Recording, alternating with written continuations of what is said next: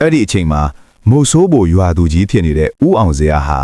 ရန်သူကိုလက်နဲ့ချအညံခံဖို့ညင်းဆန်ခဲ့ပြီးငါအသက်ကိုသာယူစေငါလက်နဲ့ကိုတော့မယူစေနဲ့ဆိုတဲ့ကြွေးကြော်တဲ့နဲ့အတူနေသူနေသားတွေကိုစုစည်းပြီးဟန်တာဝရီတပ်တွေကိုစတင်တော်လှန်ခဲ့ပါတယ် The Ancient Codex of Burma.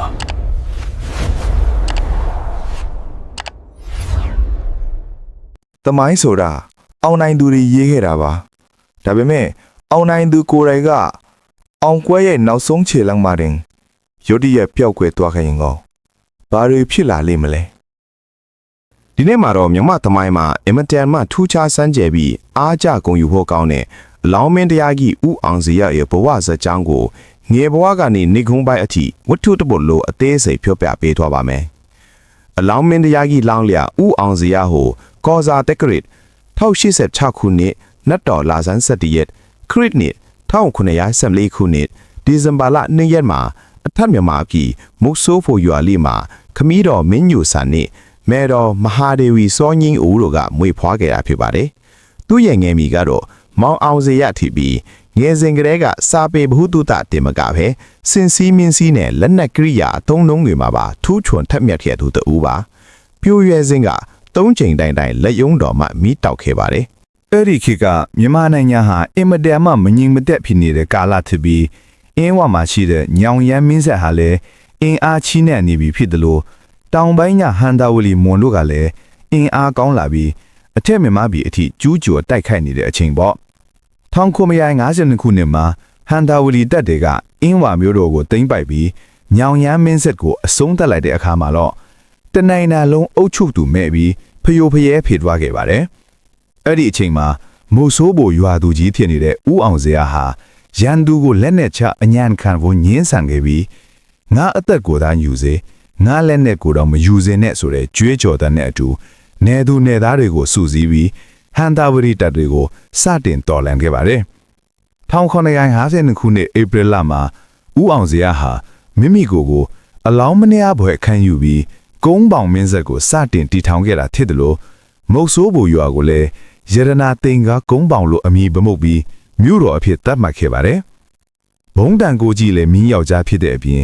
ကြံရီဖန်ယူလည်းကောင်းလာတာကြောင့်အင်အားအစမတန်များပြားသောရန်သူစစ်တပ်ကြီးများကိုပင်အံ့ဩလောက်အောင်ခြေဖြတ်တုတ်တင်ပစ်နိုင်ခဲ့ပါတယ်။ အဲ့ဒီနောက်ပိုင်းမှာတော့အလောင်းမင်းတရားကြီးဟာရှစ်နှစ်တာကာလအတွင်းမှာအင်းဝါကိုပြန်လဲသိမ်းပိုက်နိုင်ခဲ့ပြီး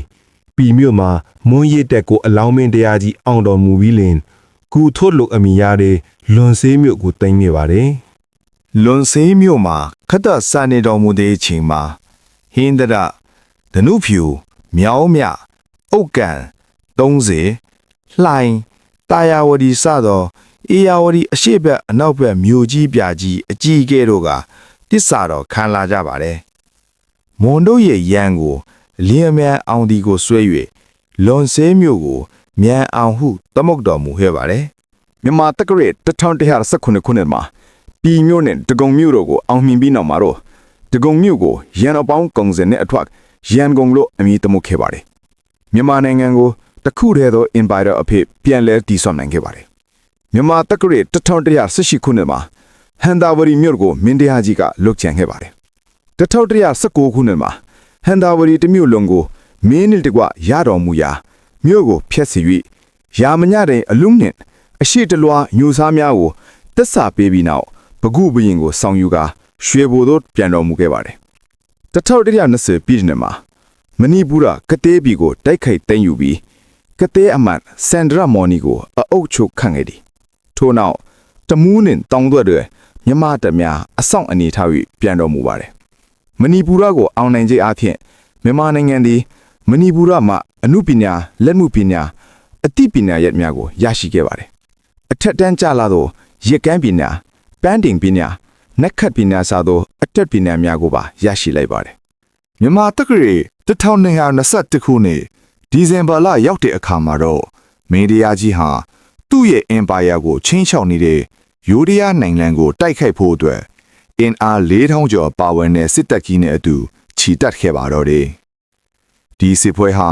ယိုးဒယားတွေကမွန်တပုံတွေကိုလက်ခံအားပေးယုံနေမကပဲမြမပိုင်တဲ့ထစ်တဲ့ငိတ်နဲ့တမင်သားကြီးကမ်းရိုးတန်းကို ကျူးကျော်နှောက်ယှက်တာကြောင့်စတင်ခဲ့တာဖြစ်ပါတယ်။အင်အား4000ကျော်ရှိတဲ့မြန်မာစစ်တပ်ကြီးဟာစစ်ကြောင်း2ကြောင်းခွဲပြီးချီတက်ခဲ့ကြပါတယ်။အလောင်းမင်းများကြီးကိုယ်တိုင်ကတော့တားတော်မြေရူးမွန်းသားစစ်သူကြီးမင်းကောင်နော်ရထားတို့နဲ့အတူတနင်္သာရီလမ်းကြောင်းကနေဥဆောင်ခဲ့တာဖြစ်ပြီးမြိတ်မြို့နဲ့တနင်္သာရီမြို့ဒီကိုအလွယ်တကူပဲသိမ်းပိုင်နိုင်ခဲ့ပါတယ်။အဲ့ဒီနောက်မှာတော့ဖျားသုံးစုတောင်ကြားလင်းကိုဖျက်ချိုပြီးယူရီးယားနိုင်ငံရဲ့နှလုံးသားဖြစ်တဲ့အယူဒယမြို့တော်ကြီးစီကိုတရှိန်တို့ချီတက်ခဲ့ကြတာပါ။မြန်မာတက္ကရာAI24 ဧပြီလလောက်မှာတော့မြန်မာတပ်တွေဟာအယူဒယမြို့တော်ကြီးကိုဝိုင်းရံထားနိုင်တဲ့အဆင့်ကိုရောက်ရှိလာခဲ့ပါတယ်။အဲ့ဒီအချိန်မှာယူရီးယားနိုင်ငံကိုအုပ်ချုပ်နေတာကတော့ဘိုရုံမာကော့မဲရသားတော်ဧကတမင်းကြီးဖြစ်ပြီးသူဟာတမိုင်းမှတ်တမ်းတွေအရစီအီးဆေယာမှာအင်မတန်ညံ့ဖျင်းသူလိုပျော်ပါမှုကိုပဲမတ်မောသူလိုအဆိုရှိပါတယ်။ဧကတမင်းဟာမြန်မာတပ်တွေရဲ့အင်အားကိုမရှင်းနိုင်တာကြောင့်မြို့တကားတွေအားလုံးပိတီမြို့ရိုးအတွင်းမှာပဲအခိုင်အမာအောင်းနေကြရတာပါ။မြန်မာတပ်တွေကတော့မြို့ပြင်ကနေအမြောက်တွေနဲ့နေရောညပါအဆက်မတည်းပစ်ခတ်ပြီးမြို့သေးကိုဝင်နိုင်ဖို့ကြိုးစားခဲ့ကြပါတယ်။အဲ့ဒီအချိန်မှာယူရီးယားပြင်ကစစ်ပြင်ငင်းဖို့ကမ်းလှမ်းခဲ့ပြီးမြဲအလောင်းမင်းများကြီးကတော့ဘာသာနာပြုမဲ့မင်းဖြစ်တာကြောင့်ဒီနိုင်ငံကိုအပြတ်အသက်အောင်နိုင်မှထင်မဲဆိုပြီးငင်းပယ်ခဲ့ပါတယ်။အောင်ပွဲဟာလက်တကန်းအကွာကိုရောက်နေပြီလို့လူတိုင်းကထင်နေကြတဲ့မေလာဆန်းပိုင်းမှာတော့တကဘာလုံးကိုတွန်းလှုပ်သွားစေမယ့်အဖြစ်ရဆိုကြီးစတင်ပါတော့တယ်။မြေလက်တရင်းနီမှာမင်းတရားကြီးဟာအယုဒ္ဓယမျိုးရိုးကိုအမြန်ဆုံးဖြိုးဖျက်နိုင်မှုအတွက်မြေတူးနဲ့မြောက်တိုင်လို့အမည်ရတဲ့အမြောက်ကြီးတွေကိုရှေ့တန်းအချီထုတ်ပြီးကိုလိုင်ဦးစီးကပြစ်ခတ်ဖို့ပြင်ဆင်ခဲ့ပါတယ်။ဒီနေရာမှာသမိုင်းမှတ်တမ်းတွေဟာအတော်လေးကိုစိတ်ဝင်စားဖို့ကောင်းအောင်ကွဲလွဲနေပါတယ်။မြမရာဇဝင်ကျမ်းတွေမှာတော့အမြောက်ကိုရမ်းဖြည့်ပြီးပြစ်ခတ်လိုက်တဲ့အချိန်မှာအမြောက်ကြီးကမခံနိုင်ပဲပောက်ကွဲထွက်သွားပြီးမင်းတရားကြီးကိုအပြင်းအထန်ဒဏ်ရာရရှိစေခဲ့တယ်လို့ဆိုကြပါတယ်။ဒါပေမဲ့ယူရီးယားဘက်ကမှတ်တမ်းတွေမှာတော့မြို့ရိုးပေါ်ကနေသူတို့ဘက်ကတံပြန်ပြစ်ခတ်လိုက်တဲ့မဟာချိုင်အမြောက်ကြီးဟာမင်းတရားကြီးရဲ့အဆောင်တော်ကိုတဲ့တဲ့ထိမှန်ခဲ့တာလို့ဖော်ပြထားပြန်ပါတယ်။ပိုပြီးစမ်းကြတာကအင်္ဂလိပ်စာရေးဆရာတွေနဲ့နိုင်ငံခြားမှတ်တမ်းအချို့မှာတော့မင်းတရားကြီးဟာအမြောက်တန်ရာကြောင့်မဟုတ်ပဲအဲ့ဒီချိန်ကယူရီးယားမီမှာပြန့်နှံ့နေတဲ့ဝမ်ကတ်ယောဂါနဲ့မေလာရဲ့အလွန်အမင်းပူပြင်းတဲ့ထံကြောင့်ရုတ်တရက်နာမကျန်းဖြစ်သွားတာလို့ဆိုကြပါတယ်။မှန်တရားကဘာပဲဖြစ်ဖြစ်အဲ့ဒီနေ့ကစပြီးအလောင်းမင်းတရားကြီးရဲ့ကျမ်းမာရေးဟာစူးရင်ရတဲ့အခြေအနေကိုရောက်သွားခဲ့တာကတော့အသေးချာပါပဲ။ဘယင်ကြီးဒဏ်ရာရသွားပြီဆိုတဲ့သတင်းဟာစစ်တပ်ကြီးတစ်ခုလုံးကိုပြိုကွဲသွားစေနိုင်တာကြောင့်တားတော်မြေထူးမင်းသားနဲ့စစ်သူကြီးတွေဟာဒီသတင်းကိုအောက်ခြေတပ်သားတွေလုံးဝမသိအောင်အထူးရှုပ်ဝတ်ထားခဲ့ကြရပါတယ်။မေလ3ရက်နေ့မှာတော့အခြေအနေတွေဟာမဟန်တော့တာကြောင့်မြန်မာတပ်တွေဟာအယုဒ္ဓယမြို့ကိုဝိုင်းထားတာကိုရုပ်သိမ်းပြီး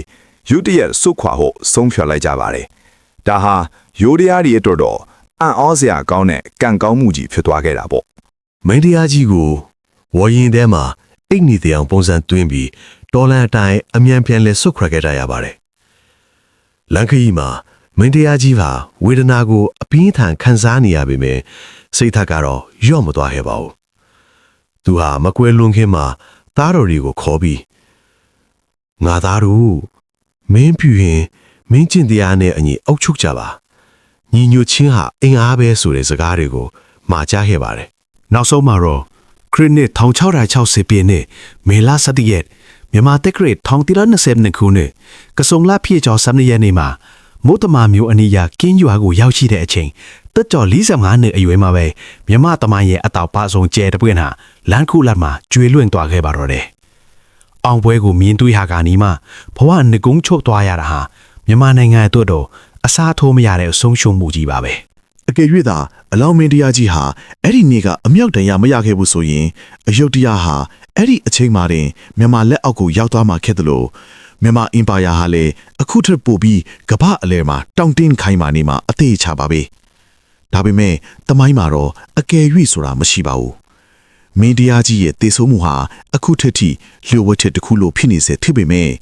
သူတီထောင်ခဲ့တဲ့ကုန်းပေါင်အင်ပါယာဟာတော့နောက်ထပ်နှစ်ပေါင်း120ကျော်တိုင်အောင်မြန်မာသမိုင်းမှာဝင့်ထဲ့စွာကြံရည်ခဲ့ပါတယ်။ဒါဟာမြန်မာသမိုင်းမှာအင်မတန်အားကြဖို့ကောင်းတယ်လို့သင်ငန်းစာယူစီယာလဲကောင်းလာတဲ့စစ်တူကြီးတဦးရဲ့နောက်ဆုံးခရီးအကြောင်းပဲဖြစ်ပါတော့တယ်ခင်ဗျာ။ပရိသတ်များအားလုံးအတွက်ဒီနေ့တင်ဆက်ပေးခဲ့တာကတော့မြန်မာသမိုင်းမှာယနေ့ထက်တိုင်ထင်ရှားကြော်ကြားလာတဲ့ ကုန်းပေါင်မင်းဆက်တတိယမြန်မာနိုင်ငံကိုတီထောင်ခဲ့တဲ့အလောင်မင်းတရားကြီးဦးအောင်စေရရဲ့နောက်ဆုံးဘဝအနီကုံအကြောင်းကိုတင်ဆက်ပေးခဲ့တာဖြစ်ပါတယ်ကျွန်တော်တို့ရဲ့ channel ကနေမြန်မာသမိုင်းအတွင်းမှာမမြင်ရသေးရဲ့လှုပ်ဝက်ချက်ဖြစ်ရမှန်များအကြောင်းကိုအမြဲတင်ဆက်ပေးနေတာဖြစ်လို့ဗီဒီယိုလေးတွေကိုကြိုက်နေတဲ့ရင် channel လေးကို like and subscribe လုပ်ထားပြီးအသစ်တင်တိုင်းသိရဖို့ဘေးကခေါင်းလောင်းလေးကိုလည်းနှိပ်ထားကြဖို့တောင်းဆိုချင်ပါတယ်ခင်ဗျာအဆုံးထိကြည့်ရှုပေးခဲ့ကြလို့ကျေးဇူးအများကြီးတင်ပါတယ်ခင်ဗျာ The Ancient Codex of Burma.